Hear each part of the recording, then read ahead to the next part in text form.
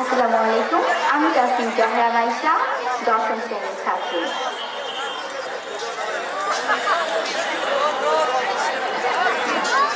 মা মা মা তুমি কোথায়? কি হয়েছে? মা আপনি কোথায়?